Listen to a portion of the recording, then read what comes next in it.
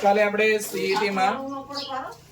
type 1 સરવાળો નિયમ number 1 શ્રેણીમાં કોઈ ચોક્કસ સંખ્યાનો ઉમેરો કરી અને આગળનું પદ કેવી રીતે મેળવવું એ કાલે શીખ્યા હતા જેમ કે ઉદાહરણ આપ્યું તો ઉદાહરણ જોવો 2 5 8 11 14 ખાલી જગ્યા એ રીતે આપ્યું હતું ખોલો ચોપડી ખોલવાની બાકી બુક છે તો બીજી કઈ છે નહીં એમાં નો આપ્યું હોય ને ઉદાહરણ મારું ઉદાહરણ 1 2 5 8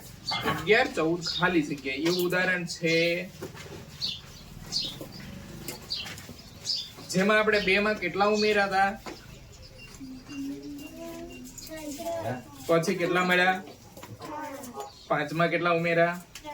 કેટલા મળ્યા 8 માં કેટલા ઉમેર્યા કેટલા મળ્યા 11 માં કેટલા ઉમેર્યા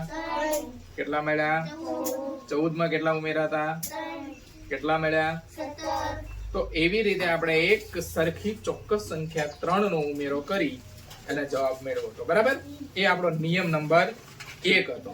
હવે જોઈએ નિયમ નંબર 2 અને નિયમ નંબર 3 તો નિયમ નંબર 2 શું કહે છે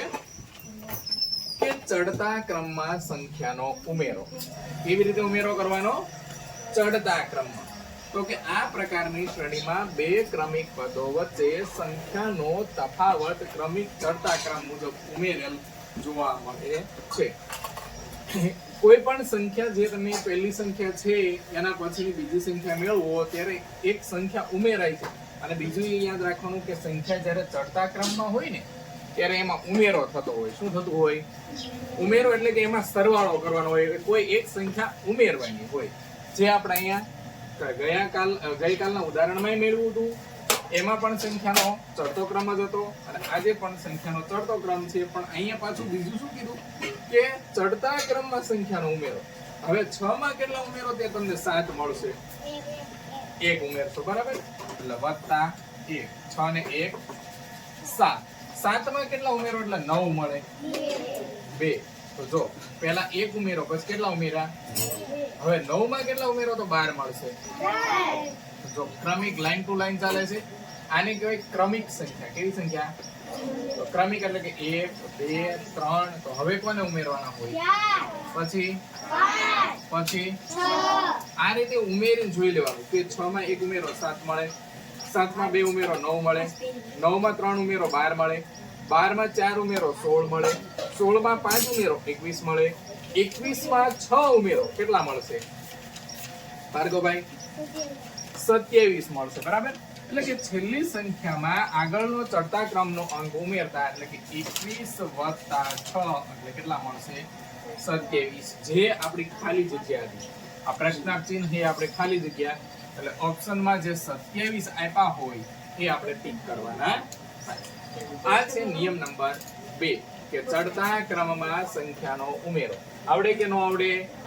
કે જો 6 માં 1 ઉમેરો 7 માં 2 ઉમેરા 9 માં 3 ઉમેરા 12 માં 4 ઉમેરા 16 માં 5 ઉમેરા 21 માં 6 ઉમેરા ત્યારે આપણને કેટલા મળ્યા 27 અને આગળની સંખ્યા એ રીતે જ આપણને મળે નિયમ નંબર 3 કે ક્રમિક એકી સંખ્યાનો ઉમેરો શું ઉમેરવાનું ક્રમિક એકી સંખ્યાનો ઉમેરો હવે ક્રમિક એકી સંખ્યાનો ઉમેરો મેળવવા માટે અથવા ક્રમિક એકી સંખ્યા જાણવા માટે સૌથી પહેલા આપણને એ ખબર હોવી જોઈએ કે એકી સંખ્યા કોને કહેવાય સમજાય છે એકી સંખ્યા કોને કહેવાય તો કે સૌથી પહેલા આપણે એ જોઈ લઈએ કે એકી સંખ્યાઓ એટલે કે જે સંખ્યાનો એકમનો અંક ખાસ યાદ રાખવાનો કયો 1 3 5 7 9 આ છેલ્લો અંક હોય એ બધી સંખ્યાને કેવી સંખ્યા કહેવાય એકી સંખ્યા કહેવાય જેમ કે 1 3 5 7 9 ત્યાં સુધી તો એક અંક જ આવે છે એટલે એ બધી એકી સંખ્યા તો છે જ તે પછી 11 માં એકમનો અંક જુઓ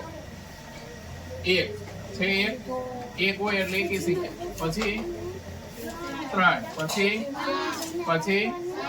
પછી એક સંખ્યા હું અહીંયા લખું તમે કહેતો એકી છે કે બેકી બરાબર એક જે સંખ્યા એકી ન હોય ને બેકી હોય એ યાદ રાખવાનું હું એક સંખ્યા લખું છું 27 ચાલો એકી કે બેકી બોલો બેન એકી કેમ કે જો એનો એકમનો અંક કયો છે 7 7 છે યાર 5 અંકમાંથી એક અંક છે કે નથી હોય એટલે એકી સંખ્યા હોય સમજાય હજી એક અંક લખો 69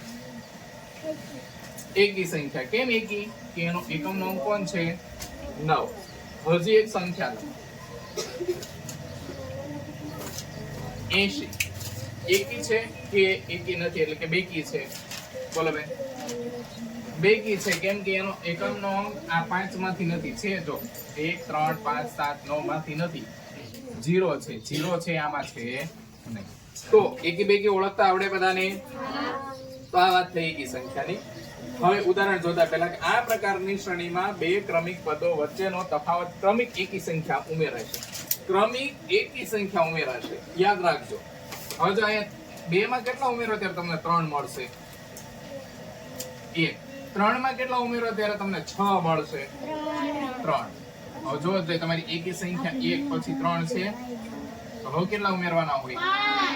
5 6 માં 5 ઉમેરો કેટલા થાય 11 માં આગળની એકી સંખ્યા કઈ છે 7 ઉમેરો 11 માં 7 ઉમેરો જો 18 થાય છે